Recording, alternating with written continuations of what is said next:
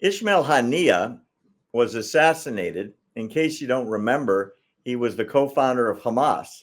There's lots of videos showing him dancing in the streets, celebrating the mass murder on October 7th, the kidnapping and the destruction of all the Israelis they killed. Reuters, in a biography of Haniyeh, called him a moderate. Shame on you, Reuters. Shame on you. He's a mass murderer.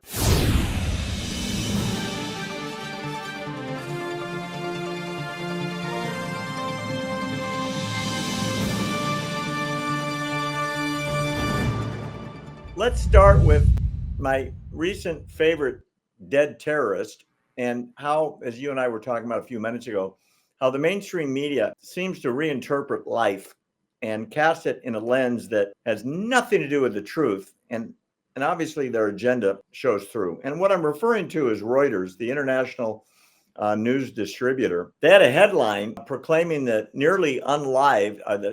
recently unlived head of Hamas, Ismail Haniyeh, who was assassinated in an airstrike. They called him, get this, a moderate. This is the guy that planned October 7th, danced and celebrated the deaths of untold Israelis of every persuasion, men, women, children, Jews, Druze, Muslims, Christians. And then, of course, the ones taken hostage that are still in the dungeons of Gaza nearly a year later. The Reuters obituary about Haniyeh called him tough talking and the moderate face of Hamas. The social media criticism that poured in was an avalanche. This guy is a mass murderer. He's been slaughtering Israelis for as long as we can remember. So what did they do? They changed the headline. No reason given. They changed it to, who was Ismail Haniyeh and why is his assassination a blow to Hamas? But the story still called him a moderate. How many people do you have to murder before you go from moderate to radical or moderate to mass murderer, which he was? It's obviously a rhetorical question because Reuters never gave an apology. And they did say later, this is Reuters, quote, often we refine headlines as a story develops for reasons including clarity and reflect additional reporting. There's no clarity needed. He was already dead. The biography was well known. The whole world knows it. Hamas is an internationally known murder organization, slaughtering their own people and everybody else that gets in their way, mostly Israelis. This is a guy who danced and celebrated the killing of 1,200 people and 250 hostages on October 7th. He said at the time, quote, we will lead intifada after intifada until we liberate Palestine. And then he said, the blood of children, women, and elderly in Gaza is necessary to arouse within us a persistence. The blood of the children, the women, and the elderly, we need this blood.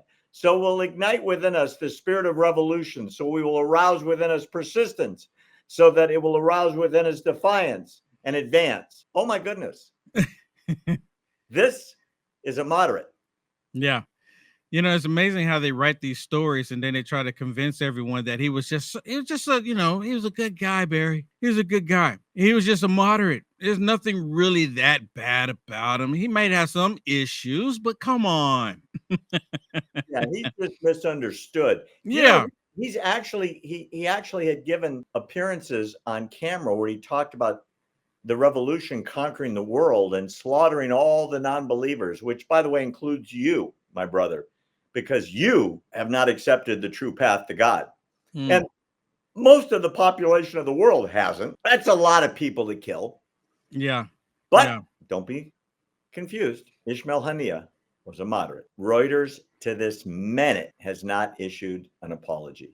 You know, Reuters reminds me of a lot of the other liberal media outlets. You know, they write these stories about these monsters and they write them in a good light. Do you think that they're writing these stories in a good light so that they are not attacked, so that like their facility is not attacked? Like let's give this perception that we're on their side.